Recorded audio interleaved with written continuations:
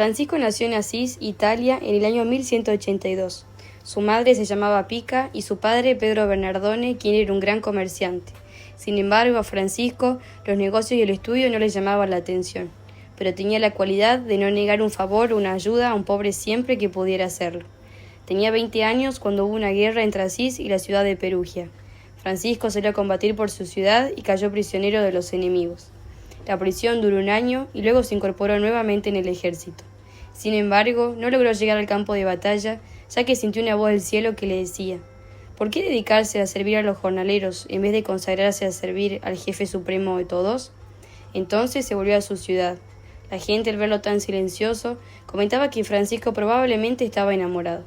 Él comentaba: sí, estoy enamorado y es de la novia más fiel, pura y santificadora que existe.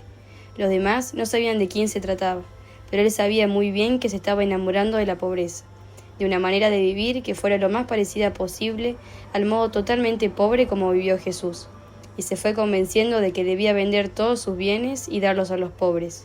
Paseando un día por el campo, encontró un leproso lleno de llagas y sintió asco hacia él. Sin embargo, se acercó, venciendo la espantosa repugnancia que sentía, y le besó las llagas. Desde aquel acto heroico, logró conseguir de Dios una gran fuerza para dominar sus instintos y poder sacrificarse siempre a favor de los demás. Empezó a visitar a los enfermos en los hospitales y a los pobres, y les regalaba cuanto llevaba consigo. Un día, rezando ante un crucifijo en la iglesia de San Damián, oyó la voz de Cristo que le decía: Francisco, tienes que reparar mi casa porque está en ruinas. Por lo que fue a su casa, vendió su caballo y una buena cantidad de telas del almacén de su padre, y le trajo dinero al capellán de San Damián, pidiéndole que lo dejara quedarse allí, ayudándole a reparar esa construcción que estaba en ruinas. El sacerdote aceptó, pero al enterarse de este suceso, Pedro Bernardone demandó a su hijo Francisco ante el obispo, declarando que lo desheredaba y que tenía que devolverle el dinero conseguido con las telas que había vendido. El prelado devolvió el dinero a su padre.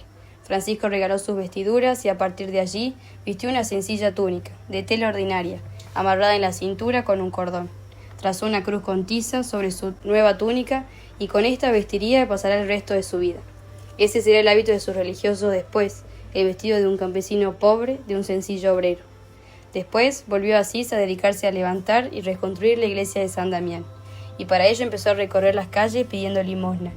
La gente que antes lo había visto rico y elegante, ahora lo encontraba pidiendo limosna y vestido tan pobremente que se burlaba de él, pero consiguió con qué reconstruir el pequeño templo, la Porciúncula.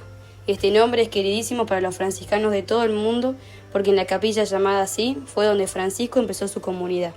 Porciúncula significa pequeño terreno. Era una finquita chiquita con una capilla en ruinas. Estaba a 4 kilómetros de Asís. Los padres benedictinos le dieron permiso de ir a vivir allá, y a nuestro santo le agradaba el sitio por lo pacífico y solitario y porque la capilla estaba dedicada a la Santísima Virgen. Francisco propuso dedicarse al apostolado, pero en medio de la pobreza más estricta. El primero que se le unió en su vida de apostolado fue Bernardo de Quintavalle, un rico comerciante de Asís, el cual invitaba con frecuencia a Francisco a su casa y por la noche se hacía el dormido, y veía que el santo se levantaba y empleaba muchas horas dedicado a la oración repitiendo: mi Dios y mi todo. Le pidió que lo admitiera como su discípulo, vendió todos sus bienes y lo dio a los pobres, y se fue a acompañarlo a la Porciúncula. El segundo compañero fue Pedro de Cataneo, canónigo de la Catedral de Asís. El tercero fue Fray Gil, célebre por su sencillez. Cuando Francisco tenía ya 12 compañeros, se fueron a Roma a pedirle al Papa que aprobara su comunidad. Viajaron a pie, cantando y rezando, llenos de felicidad y viviendo de las limonas que la gente les daba. En Roma no querían aprobar esta comunidad porque les parecía demasiado rígida en cuanto a pobreza, pero al fin un cardenal dijo: no les podemos prohibir que vivan como lo mandó Cristo en el Evangelio. A Francisco lo atacaban a veces terribles tentaciones impuras. Para vencer las pasiones de su cuerpo, tuvo alguna vez que revolcarse entre espinas. Él podía repetir lo del santo antiguo: trato duramente a mi cuerpo, porque él trata muy duramente a mi alma. Clara, una joven santa de Asís, se entusiasmó por esa vida de pobreza, oración y santa alegría que llevaban los seguidores de Francisco, y abandonando su familia, huyó a hacerse monja según su sabia dirección. Con Santa Clara, fundó él las damas pobres o clarisas que tienen hoy conventos en todo el mundo. Francisco se retiró por 40 días al monte Albernia a meditar, y tanto pensó en las heridas de Cristo, que a él también se le formaron las mismas heridas en las manos, los pies y el costado. Los seguidores de Francisco eran muy numerosos. Al santo le emocionaba ver que en todas partes aparecían vocaciones. Él les insistía en que amaran muchísimo a Jesucristo y a la Santa Iglesia Católica, que vivieran con el mayor desprendimiento posible hacia los bienes materiales, y no se cansaba de recomendarles que cumplieran todo lo que manda el Santo Evangelio. Francisco recorría campos y pueblos, invitando a la gente a amar más a Jesucristo, y repetía siempre: el amor no es amado. Dispuso ir a Egipto a evangelizar al sultán y a los mahometanos, pero ni el jefe musulmán ni sus fanáticos seguidores quisieron aceptar sus mensajes. Entonces se fue a Tierra Santa a visitar en devota peregrinación los santos lugares donde Jesús nació, vivió y murió.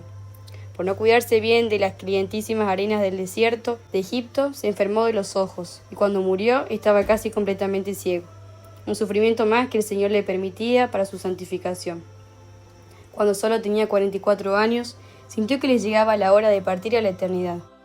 Así, el 3 de octubre de 1226, acostado en el duro suelo, cubierto con un hábito que le habían prestado de limosna y pidiendo a sus seguidores que se amen siempre como Cristo los ha amado, murió como había vivido, lleno de alegría, de paz y de amor a Dios.